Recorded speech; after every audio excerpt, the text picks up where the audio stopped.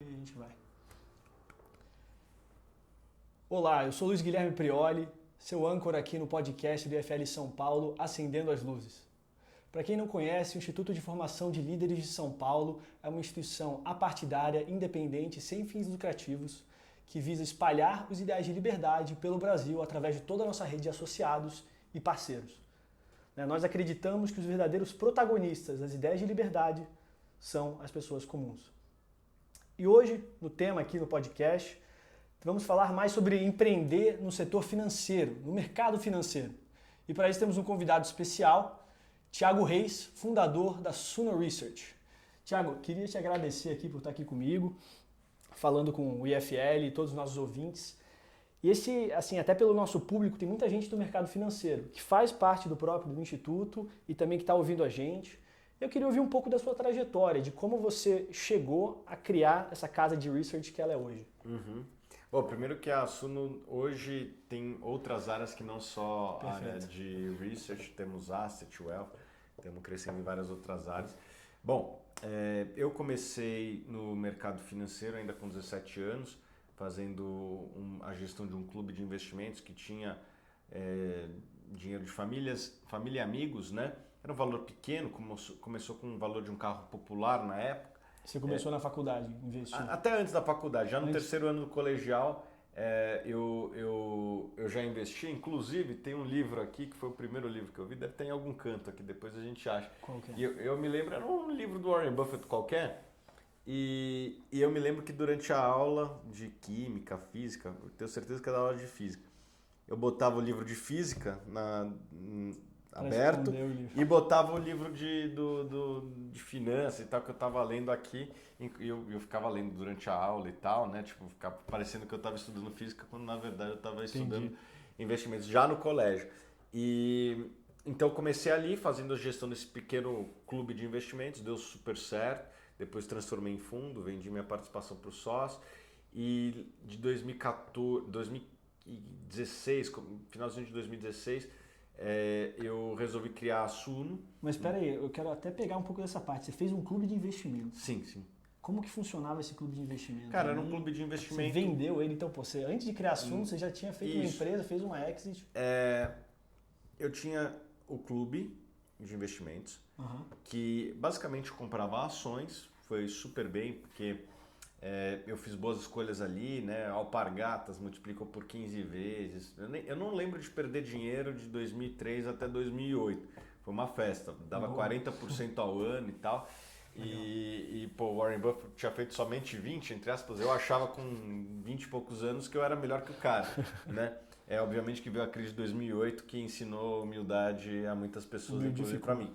Mas nesse período aí foi muito próspero, aprendi investimentos, aprendi a analisar uma ação, etc. Aí já paralelamente à faculdade, né? Porque eu entro na faculdade em 2005, eu entro na faculdade e daí, na FGV aqui de São Paulo, e daí eu transformo em 2008 esse clube em fundo, trago outros sócios e eu vendi, nem foi um valor expressivo, mas durante a gestão, então não foi um exit, mas durante a gestão obviamente que teve performance, teve taxas ali que a gente conseguiu ter, porque a performance foi acima da média, e com isso eu consegui formar um patrimônio que eu comprei principalmente ações e fundos imobiliários, e isso me dava uma renda que mais perene, assim. Mais perene, e inclusive essa renda foi o suficiente para me manter nos 2 primeiros anos da Suno. Nos 2 primeiros anos da Suno, meu salário não foi zero, porque o contador não deixava, daí não sei nem explicar, mas tinha que pagar um salário mínimo. Obviamente que em São Paulo um salário mínimo é muito pouco, então meio que eu pagava para trabalhar nos primeiros 2 anos da Suno, né? Hoje tem um salário, mas até hoje nunca pagamos dividendos, sempre reaplicamos os resultados da empresa para continuar crescendo. Interessante. E aí você fala também que, pô, beleza, você saiu de um clube de investimentos, ações, para criar a Suno, que no início era uma casa de research. Agora já tem muito mais ramificações. Por que você escolheu entrar numa casa de research? Porque, cara, se você tinha abertura, é uma ótima assim, pergunta. Outros, você falou que tinha relacionamento com fundo, muita gente fala assim, cara, quero pisar no mercado financeiro, vou entrar numa asset, vou fazer outra coisa. Boa pergunta. Eu nesse período que eu hoje em retrospecto é sabático, mas naquela época eu via como aposentadoria mesmo, de 2014 a 2016, final de 2014... Você aposentado. Minha meta era se aposentar, só que depois do terceiro mês não é tão legal assim, principalmente quando você é jovem, né? Eu tinha 30 anos. E os dividendos dos fundos imobiliários foi o que me manteve nessa época, né? E me manteve durante 4 anos, na verdade, porque não tinha outra renda a não ser isso daí. E eu comecei a estudar, depois do terceiro mês de aposentadoria, você começa a ficar um pouco, vamos dizer assim, sem nada para fazer, ficando olhando para o teto, é meio boring, é meio, sei lá. Sem propósito. Sem propósito. Dá para até colocar na sua bio, ex-aposentado, Thiago Reis. Vou botar. E não é tão legal assim, a aposentadoria não é tão legal assim, pelo menos jovem, né? Pelo menos não foi para mim. E daí eu falava, poxa, o que dá para eu fazer? E eu me lembro que eu tinha um amigo, que foi um dos fundadores do Mercado Livre, que ele falava, pô, empreender é fácil, olha o que deu certo lá fora e replica aqui. E eu me lembro que na minha época de analista e gestor de um fundo, eu analisei muitas empresas de internet de fora, porque lá em 2011 o real estava super valorizado e eu acabei ficando com uma ordem lá dentro, na época de fundo, de analisar os negócios de fora. Quando você fala lá fora, você fala Estados Unidos. Estados Unidos. Porque o dólar estava a 1,50, 1,60, né? Bons tempos. E a gente nem tinha uma visão de dólar, mas as empresas brasileiras, muitas delas tinham múltiplos maiores. E basicamente a gente via assim, um apartamento em Nova York mais barato do que no Rio de Janeiro. Eu não preciso dizer que a produtividade do trabalhador nova-iorquino é maior que a nossa em geral, né? E, pô, tinham desequilíbrios e daí a gente falava, poxa, não é possível que não tenha bons negócios nos Estados Unidos, só tem bom negócio no Brasil, né? O mundo dá voltas, né? Isso faz quase 10 anos, aí, um pouquinho mais de 10 anos. E aí você olhou para as empresas. E daí eu fui estudar empresas americanas, e daí eu fui buscar empresas que tinham uma rentabilidade sobre capital interessante, um crescimento e um preço justo, e me deparei com as empresas de internet, né? Google, Booking, e via que, poxa, essas empresas conseguiam crescer, gerando lucro e tal. Isso é um business bom, né? Custo fixo mais baixo, né? Porque, pô... muito custo variável, etc. E empresas que tinham recorrência, escala pô, a digitalização, ela ia trazendo cada vez mais clientes para essas empresas. Foi esse tripé que você buscou assim, ó? Recorrência, escala e qual foi o último? E digital. Na verdade, as empresas digitais elas tinham várias das características que a gente busca, que são, pô, estabilidade de receita, de margens e crescimento, né? E uma baixa necessidade de capital, porque uma Gerdau, uma siderúrgica, para dobrar de tamanho, ela precisa construir uma outra planta. Um Facebook, para dobrar de tamanho, muitas vezes não precisa fazer um investimento em dobro, porque muitas dessas empresas elas terceirizam o capex dela para, sei lá, servidores cloud, né, como uma Amazon AWS, etc. Então, as empresas digitais elas têm uma característica que não é necessariamente capital limitador do crescimento delas, outros fatores, e o fator principal para um Google crescer é mais usuários na internet, e cada dia mais tem mais usuários na internet ainda hoje, imagina 10 anos atrás, as taxas de crescimento eram ainda melhores. Então você tinha rentabilidade sobre capital elevado com crescimento, ótimo, e um risco que na minha opinião não era tão grande, né? E de certa forma o mercado foi concordando comigo ao longo do tempo. Eu falava 5 anos atrás que investir em Google era menos arriscado do que Coca-Cola, acho que hoje o mercado já tende a concordar cada vez mais comigo. Mas naquela época era meio visto como loucura, né? Mesmo porque ainda tinha o trauma da bolha da internet, etc. Mas eu acho que uma empresa como o Google é uma empresa bastante estável. Bom, isso eu fiquei com esse mandato, acabei escolhendo a Apple, né, que foi uma empresa que a gente investiu, foi um case bastante vitorioso, isso em 2011. Mas eu fiquei com isso na minha memória, né? Pô, empresas de internet têm características interessantes, né? E daí, o que eu fui procurar? Bom, lembrando aquele amigo meu do Mercado Livre, que falou, pô, vai procurar o que tem lá fora. Para trazer para cá. E daí eu falei assim, pô, o que tem nos Estados Unidos relacionado à internet e investimentos? E que seja bom para os dois, porque até hoje eu vejo que boa parte dos modelos relacionados a investimento não são pró-investidor. Deixa eu ver o que tem pró-investimentos, né? E daí descobri várias empresas interessantes, né? Uma delas que nos marcou muito foi uma empresa chamada Morningstar, que era esse modelo de assinatura, né? O camarada, ele assina a Morningstar, paga um valor baixo mensal e tem acesso a análises. Isso aí e daí eu tô do lado do investidor, né? Tipo, não tô recebendo rebate, isso nada é interessante esse ponto, né? Você falou assim, cara, além disso eu tô procurando algo, uma visão no mercado financeiro pró-investidor. Conta assim um pouco o que é ter essa visão pró-investidor e o que seria um exemplo do contrário disso. O contrário disso é muito fácil. Tipo, acho que as estruturas tradicionais bancárias, o investimento ele é usado como moeda de troca. Cara, eu aumento seu limite de crédito, mas você bota nesse fundo aqui, eu te libero um segundo cartão, mas você bota aqui, eu te libero esse crédito agrícola, mas você bota nesse fundo de previdência. E daí esse fundo de previdência é um fundo ruim muitas vezes, mas os caras usam quase como um instrumento de extorsão do cliente. Fala, poxa, o investimento deveria ser investimento, sem cross-sell, cara.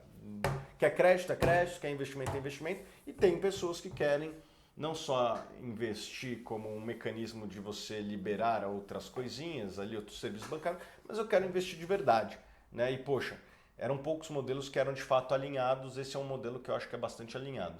Então legal, um benchmark da Morningstar. E aí você viu a Morningstar e você falou, pô, também eu já tenho experiência no mercado financeiro, você pegou a parte digital, a parte também de financeiro e falou, cara, não vejo uma Morningstar no Brasil, eu já tinha alguma coisa parecida? Tinha uma outra empresa, mas que fazia um modelo muito diferente do que a gente fazia, uns modelos meio sensacionalistas, fake news, que a gente não se identificava muito. A gente via a Morningstar como uma empresa séria, sólida, assim, né? Enfim, uma empresa que a gente se identificava mais. E a gente tentou e continua replicando, obviamente que se adaptando ao Brasil, né? O Brasil, ele tem uma presença em social media, né? O brasileiro tem uma presença em social media acima da média. Total, dá aula para fora isso. Exatamente, assim, a gente vê, hoje nem se compara o nosso departamento de social media aqui, o que a gente conseguiu fazer com qualquer outra empresa americana, não só Morningstar, pode comparar com qualquer banco de investimento, qualquer asset. Eu acho que a gente fez um trabalho bom e o brasileiro também tem uma demanda muito grande, né? O brasileiro gasta muito tempo em social media, né? Então a gente teve que se adaptar a isso e a gente sempre soube se adaptar muito bem. A própria Suno e você são duas marcas assim que se retroalimentam, né? Thiago Reis, Suno, ali, porque apesar de serem duas coisas diferentes, são parecidas. Assim, são o Thiago da Suno. O Thiago da Suno, exatamente. O Baroni da Suno. Acho que assim, o brasileiro ele gasta muito tempo em redes sociais e redes sociais chamam redes sociais, não chamam redes corporativas, né? As pessoas gostam de seguir pessoas, né? Se você pegar as 10 marcas os 10 perfis mais seguidos do Instagram, não tem nenhuma marca, né? Não tem Apple, não tem Amazon. Quantos seguidores tem a Amazon aí ou a Apple? Você vai ver que não tem tanto seguidor, eu chutaria que não tem nem 1/10 dos seguidores que tem o Cristiano Ronaldo, entendeu? Total. E óbvio... E até mais engajamento, né? Você tem engajamento constante. Também. Então, assim, isso significa que a Apple e a Amazon são insignificantes? Pelo contrário, são as duas maiores empresas do mundo, ou duas das maiores empresas do mundo, junto com a Microsoft lá. Só que em redes sociais as pessoas querem seguir pessoas, né? Então a gente teve que nos adaptar, né?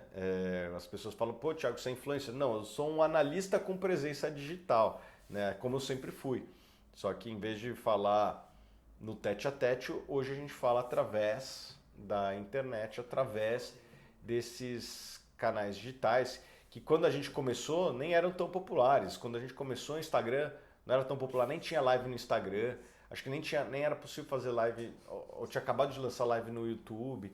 Então, os canais vão mudando, né? Não existia TikTok, acho, ou se existia era insignificante. Então a gente tem que ir se adaptando, e eu tenho certeza que daqui 5, 10 anos vão surgir outros canais, outras redes sociais, outras formas de comunicar de você se comunicar, e a gente vai ter que se adaptar a elas. Porque isso é até curioso você falar, né? Pô, YouTube não tinha live, Instagram não tinha live, e até tem gente ainda que carrega isso, que não vê esses meios sem ser só meios de comunicação, acha que coloca um rótulo na pessoa, né? Porra, o Thiago é aquele youtuber, o Thiago é aquele cara lá do Instagram, é analista do Instagram. Uma coisa assim que, tipo, a pessoa ela realmente perde o foco de que isso aí são apenas meios para você conseguir a mensagem. Sim. E eu consigo imaginar assim, que eu acredito que deve ter acontecido alguma coisa, eu queria saber, em termos regulatórios, né? Porque o mercado financeiro é regulado pra caramba. Muito. Né? E como que foi você usar todo esse meio de comunicação diferente para entrar em contato com as pessoas? Quando você diz, pô, tô com um modelo pró-investidor aqui, tem gente com um modelo, de certa forma, anti-investidor, esses caras aí devem ter feito lobby, devem ter feito alguma coisa de regulação. Como que funciona um pouco essa dinâmica com os reguladores no início? Tá, primeiro, antes de tudo, eu sou um analista certificado, né? Eu sou regulado pela PMEC, que tem ali uma certa comunicação com a CVM, né? A CVM, ela delegou para a PMEC a questão da regulação. Sou membro de vários comitês lá, né? Da PMEC. Eu sinto que a PMEC, ela tá aberta, e eu não posso falar por ela, mas eu vou falar um pouco do que eu sinto, que eles querem abraçar isso, né? Eles sabem que, pô, a internet é um mecanismo poderoso de comunicação entre investidores e as empresas investidas, e que os analistas são uma ponte importante entre esses dois meios. E, cara, ignorar a internet não dá. Obviamente que eu acho que a preocupação que eu tenho, e obviamente eu não falo pela PMEC, eu falo como analista, é que tem pessoas que não são reguladas, né? E eu sou regulado. Vou te dar exemplos. Exemplos bestas. Pô, eu tenho que respeitar os outros analistas do mercado. Eu não posso chegar e falar que o cara é um boçal, que o cara é não sei o quê. Não, tem um código de ética que manda eu ser respeitoso com os outros colegas de classe. E se você quebra esse código, desculpa, se você quebra esse código de ética, você pode ser expulso? Eu posso ter penalizações. Acho que aí eu já não sei dos detalhes, mas vai para um comitê lá que os caras vão avaliar e vão me dar um cartão amarelo, vermelho, sei lá, algum cartão desses daí. Né? É muito raro, eu acho que ter uma expulsão direta. O perfil da PMEC é um perfil muito mais conciliatório, mas obviamente se o cara não contribuir, daí tem que ser expulso mesmo. Mas, por exemplo, tem limitações de negociação, né? Eu não posso comprar e vender ação a hora que eu bem entender. Tem lá, depois eu recomendo que quem tiver mais interesse, vai lá e leia o Código de Conduta da PMEC. Eu dei 2 exemplos aqui, né? O tratamento, a negociação, mas existem várias outras coisas. Para conflito de interesse, algumas coisas do gênero? Também, mas essa daí da primeira não é nem conflito de interesse, é uma questão de respeito aos colegas de classe. Né? Existem várias regrinhas ali que depois a gente pode passar, uma a uma aí, não sei se vem muito ao caso. Recomendo que as pessoas vejam, principalmente aqueles que querem eventualmente se tornar um analista, você vai ter que seguir aquele código de ética.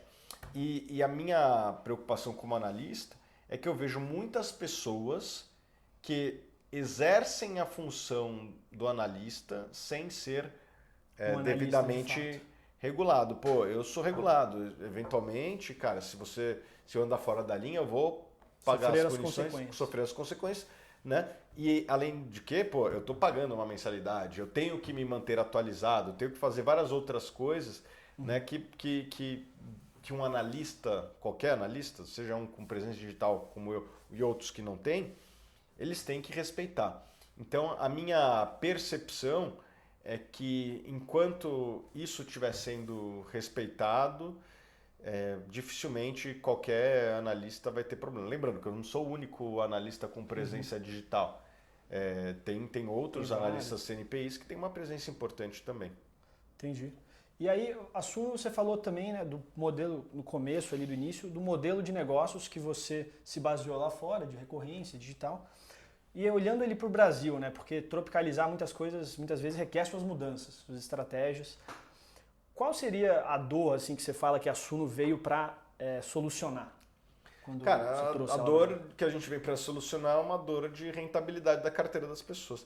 A maior parte das carteiras tem uma rentabilidade sofrível e se você for ver na história da Suno, todas as nossas carteiras elas superam seus respectivos benchmarks.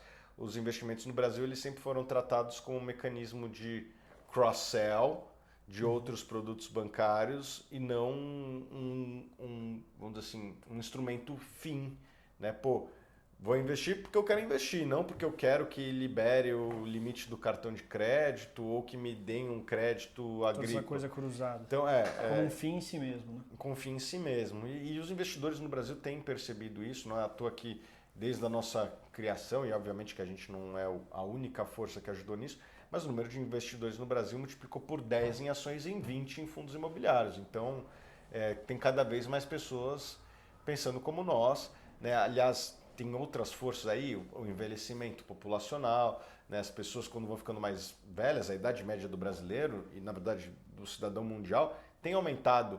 E olhando assim, ó, o que a Suno ela virou hoje na parte de research, o que levou, o que deu aquela virada de chave para você falar, cara, eu me sinto confiante para a gente expandir em outras áreas, né? E quais são? Ótimo, acho que boa pergunta e eu gostei do termo que você usou, confiante. Cara, a gente começou a comparar o nosso desempenho com outros fundos líderes de mercado, né? Uhum. Pô, você pega as principais assets do Brasil, compara o desempenho nosso da Research e a gente via que estava entre os melhores fundos do Brasil. E a gente via também uma demanda, isso do lado da oferta. Pô, a gente é tão competitivo quanto outros que estão ofertando seus produtos e serviços por aí. E do lado da demanda, a gente viu que tinha uma demanda também de pessoas que nos procuravam para falar, pô, Thiago, não tenho tempo para ler os seus materiais, etc. Você pode tomar conta do meu dinheiro? Por que você não cria um fundo, etc. Então foi uma coisa assim... Então você já tinha demanda. A gente tinha uma demanda e a gente também percebeu que seria competitivo. E se você for ver, hoje a gente tem a Asset da Suno e todos os produtos da Asset estão no quartil superior de performance, para não dizer liderança, quando a gente compara com os principais players, né, em termos de performance. Então a gente acha que tem condições de criar produtos competitivos. Eu acho que a Suno é uma empresa que atrai muito talento, principalmente o jovem talentoso, ele quer trabalhar na Suno. E se você tem talentos trabalhando dentro dos processos corretos, a tendência é que você tenha uma boa performance ao longo do tempo e é isso que a gente tem entregue para os nossos clientes. Entendi. Então vocês expandiram de research para uma asset, wealth também? Wealth. A gente tem outras pequenas linhas de negócio, né? A gente tipo o quê, assim? A gente tem cursos, livros, cursos. Né? Depois eu te dou um livro meu aí. Infoprodutos, beleza. Cursos, livros, temos o que mais? A gente tem alguns sites ali que a gente vende publicidade, né? Sei lá, o Estados Invest vende um pouquinho de publicidade lá. Então tem algumas outras pequenas linhas de negócio, mas assim, eu acredito que o futuro da Suno está muito ligado a Asset e a Wealth. Então isso aí até para você começar, né, com a Asset Wealth, você teve um outro caminho que você seguiu pelo Research. O que você diria, por exemplo, às pessoas que estão aí, os talentos que estão na faculdade agora, que estão ali olhando, falando assim, cara, eu gosto muito do mercado financeiro, eu quero de alguma forma dar esse meu primeiro pezinho ali. Que tipo de negócio você diria para eles começarem? Que tipo de conselho você daria para essas pessoas? O cara que quer trabalhar ou que quer empreender? Que quer empreender.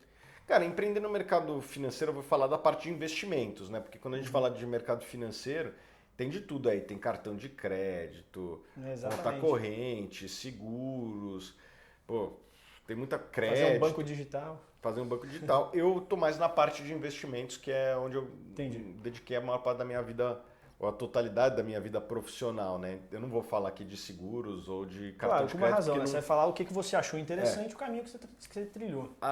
E eu acho que na parte de investimento você tem duas partes, basicamente. Ou a parte comercial, ou a parte de produto, né? Ou você vai buscar criar bons produtos, e daí podemos falar de venture capital, real estate, né, que é imóveis ou ações, mas assim, trazer bons negócios, como que você origina bons negócios, né? Se você é gestor de um fundo imobiliário, como que você compra boas lajes corporativas, como que você compra bons centros logísticos e tal. Se você é um fundo de venture capital, como que você origina, como que você mantém relação com potenciais empreendedores que vão criar o próximo unicórnio, né? Então a originação e a parte comercial, né? Eu acho que são dois caminhos diferentes aqui e é importante que cada um tenha isso na sua mente. Eu acho que hoje a parte de agentes autônomos é um caminho e Wealth Service são dois caminhos que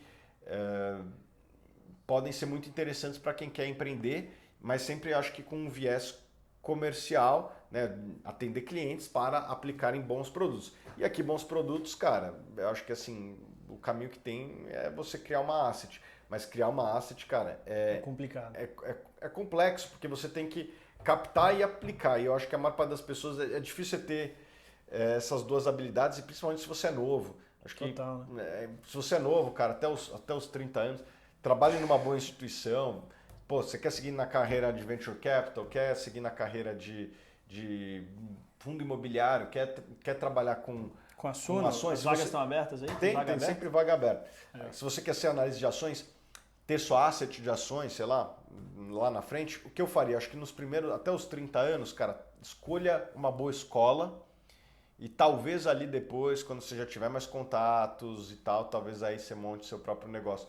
Eu nem fiz isso, eu lancei minha asset logo de cara, no meio da faculdade, ainda no final da faculdade, mas não sei se eu recomendaria isso para todo mundo. Porque eu também comecei antes, né? Também não dá para recomendar para todo mundo, né? Todo mundo que tem. E eu comecei muito antes, né? Então, eu comecei com 17 anos a investir, 16 para 17 anos. Então, quando o pessoal me via lá com 25 anos, falava, pô, você é jovem, hein? Eu falei, cara, eu sou jovem, mas eu não sou inexperiente, porque eu tenho mais tempo e dedicação do que muita gente que tem 10 anos a mais que eu de mercado. Então, você julgar começou na prática ali. Eu comecei muito antes, né? E tão importante quanto a idade é a dedicação, cara. Pô, eu quando era muito novo, eu só lia investimento, só fazia isso. Não tinha tanto material quanto hoje, né? Então, se não tinha tanto material quanto hoje e eu lia muito mais, então eu imagino que eu estivesse mais preparado que muita gente. E qual, nesse processo todo aí da Suno, Research, Asset, Wealth, qual foi a sua maior dificuldade, assim, ou melhor, né, mudar um pouco esse maior desafio que você conseguiu conquistar? Cara, são desafios todos os dias, né? Não tem... toda hora tem problema, toda hora tem dificuldade. Pô, mas qual que é aquele lá que você fala assim, cara, pô, consegui fazer isso, aprendi muito? Eu acho que no começo sempre é mais difícil, né? Você ter uma operação rentável desde o primeiro dia, os primeiros clientes são sempre os mais difíceis. Por sorte a gente conseguiu. Eu acho que assim, quando você está... o primeiro real de receita, cara, é aliviante. E o meu primeiro real de receita foi no YouTube, cara. A gente fez umas gravações no YouTube, botava ads lá. Cara, eu me lembro, eu fiquei tão feliz com o primeiro real, cara, que eu falei, pô, agora temos de 0 para 1, Agora você consegue se guiar pelo agora lucro, temos um real, antes não tinha nada. Qualquer coisa daqui para frente dá para agora dá para fazer conta de crescimento. Antes não, nem crescimento dava, né? Tudo ia ser infinitas vezes a mais. Pô, isso aí é bem interessante, porque quando eu voltei para o Brasil, formado economista, eu fui empreender e aí eu fui criar uma coisa rede social aqui no Brasil, rede social de discussões, Polemitics na época, aí pô, a gente chegou a levantar capital e tal. Só que uma coisa que me era muito agoniante nisso era que eu estava um pouco com o foco de burnout capital, né? Então levantar capital, ir atrás de usuário, levantar capital, ir atrás de usuário. Só que ainda não tinha um modelo de negócio claro. Isso para mim era a coisa mais agoniante da vida, porque se você está indo atrás de pegar usuário, você não está indo atrás de certa forma, de fazer dinheiro. E acho que isso é uma coisa interessante do mercado financeiro, aí, principalmente quando você entra no mundo mais digital, ali que você tem os resultados mais rápido, que você consegue se guiar pelo lucro, que você consegue se guiar pela receita. Se alguma coisa não está me dando receita, eu já sei que aquilo ali, cara, para perenidade, não vou precisar. Eu quero recorrência. Você falou, eu quero recorrência. Então, isso aí é um aprendizado que eu levo para a vida, assim. Você tendo seguido por esse caminho, eu acho que mostra para muita gente que está aqui no mercado financeiro querendo começar, seja mais novo, que eu falei um exemplo na faculdade, mas não é todo mundo só novo que empreende, né? Tem gente muito mais velha. Você começou a empreender ali, a Suno, com quantos anos? 30 e... Cara, 30. 30 anos. 30, não, 31, né? Então, você criou a Suno com 31 anos. Não é só porque você está na faculdade que você tem que sair e criar um unicórnio. Você pode trabalhar em algum lugar, você pode bater na porta de alguém, aprender muita coisa, porque até no conceito aqui que eu imagino, você como ali analista de investimentos versus como um empresário que está tocando uma empresa, são desafios, aí, jogos bem diferentes. Bem diferentes. Aí eu acho que... Mas diferentes, porém complementares. Porque muito do que eu aprendo como investidor, eu levo para a empresa e vice-versa, cara. Porque eu tenho uma visão de investidor dentro da empresa. Quando você é empreendedor, você está vendo o que incentivos importam, você está vendo que, investir em publicidade no Facebook dá retorno. Opa, será que isso não vale a pena para comprar ações do Facebook? Então, você começa a estar inserido, né, no meio e tal. Então, eu acho que as coisas são complementares. Eu acho que é o Buffett, uma frase mais ou menos assim: eu sou um bom investidor porque eu sou um bom empresário, eu sou um bom empresário porque eu sou um bom investidor. Eu acho que as coisas se complementam. apesar de não ser a mesma coisa. E o que então, acho que você falou do Buffett, né? Bateu os rendimentos do Buffett em 2003 a 2008. O que você diria agora, então, acho que para as pessoas que estão querendo empreender no mercado financeiro, qual seria o seu maior aprendizado disso que você falar para elas assim, ó, tal? Cara, nada supera a experiência do seu cliente. Eu acho que isso vale não só para o mercado de investimentos, mas para tudo. Se você entrega uma boa experiência, a melhor experiência para o seu usuário, ele vai ficar lá mais com você, ele vai indicar para os amigos. E o que eu vejo no mundo dos investimentos é que a maior parte das pessoas estão pensando mais no bottom line da própria empresa, né? Ou seja, na lucratividade da empresa, do que na satisfação do cliente. E esse é o conselho que eu dou para todo mundo, seja você trabalhando na área comercial, seja você trabalhando na parte de gestão, cara, tenha sempre a melhor solução para o seu cliente. É um bom ponto, cara. Pode parecer meio óbvio, mas infelizmente, às vezes as coisas eu diria que 99% das vezes as empresas não estão fazendo isso. 99% das vezes. Em relação a investimentos, com certeza. Porque essa até é a sua tese, né? Do seu pró-consumidor, que trouxe tudo isso. Você fala assim, cara, os consumidores não estão sendo bem tratados, eu vejo isso como uma oportunidade, criou um buraco, o seu buraco ali no mercado, que foi expandindo, e está aqui hoje, né? Crescendo. E o Brasil tem muito disso, né, cara? No Brasil você tem... muito. No Brasil tem muita... As empresas, elas são muito focadas em custo, etc. E pouco pensam na experiência do usuário. Essa é a minha visão. Então, isso é oportunidade, porque quando você tem, seja um problema de governo, um problema de regulação, um problema no próprio mercado ali de players tão grandes que não conseguem dar um serviço, não conseguem dar uma experiência boa para o cliente, é um bom lugar para você entrar. E assim, até complementando isso aí que o Thiago falou, uma coisa que a gente fala muito aqui no podcast é para você focar sempre no problema. Você focar, não focar na sua solução. Por exemplo, quando você sabe que as pessoas têm fome, você pode pensar várias maneiras de alimentar elas. Mas se você faz milho, você vai querer entuchar milho em todo mundo. Então pensa primeiro em como as pessoas que elas têm a fome e como você quer solucionar isso, ao invés de querer entuchar milho em todo mundo. Porque aposto que você deve ter se guiado muito por isso, para saber quais informações, quais research você ia fazer ali, quais informações você ia passar para captar esses clientes. E é muito isso, porque no final das contas vai ser a experiência da pessoa. Ninguém gosta de ser entuchado milho, a não ser que a pessoa goste muito de milho. Mas sabe que também tem outro jeito de empreender, né? Assim, você citou o exemplo do milho, o milho é utilizado para fazer, acho que whisky em alguns lugares, né? E daí teve uma produção de milho grande, os caras vieram e falaram, pô, já que já tem um monte de milho, você trabalha em cima do que você não quer comer milho, tá bom, então vamos o que mais dá para produzir aqui? Viram que tem uma demanda para outro problema. Exatamente. Sei lá, lazer, sei lá. Eu gostei desse. Vou implementar no meu exemplo dos milhos. E, Thiago, queria agradecer aqui, ó, a gente está no escritório da Suno, no Shopping JK Iguatemi. E queria agradecer, você por ter compartilhado o teu tempo. Imagina. Onde que as pessoas podem te acompanhar? Onde que você mais gosta de postar conteúdo? Legal. Eu sou bem presente nas redes sociais. Me sigam aí, é Thiago Reis, Thiago CH. Né? Tô no Instagram, YouTube, em todas as redes aí. TikTok? TikTok também, estamos lá dançando. Tá lá fazendo aquelas pontadinhas assim? Não, tô brincando. Mas eu tenho uma conta lá, sou pouco ativo lá. Mas temos conta lá no TikTok também. E é isso aí, estaremos aí sempre juntos com o IFL. Qual que é o lema aí do IFL? Liberdade para todos. Seja líder, seja livre. É isso aí. Valeu, gente. Lembrando aqui mais uma vez, nosso podcast, a gente solta ele todos os meses. Se você não acompanha o Instituto de Formação de Líderes de São Paulo, segue aí, @IFLSP.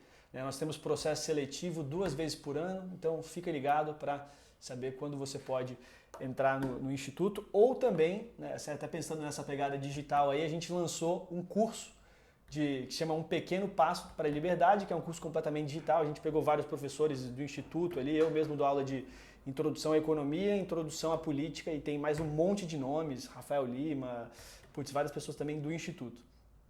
Agradecer você aí por nosso ouvinte e até a próxima. É isso aí, liberdade a todos, né? É isso aí. Lula livre também ou não? Olha só, no tocante à questão aqui, temos que ser bem condimentados aqui. Então não é para todos. ao longo do tempo, e conforme as pessoas vão ficando mais velhas, elas começam a ter uma preocupação com o seu futuro financeiro, né? Quantos anos você tem? Vou fazer 30. Vai fazer 30. Esse ano. Você ainda não tá tão preocupado, mas uma hora você começa a imaginar mais o seu futuro, né?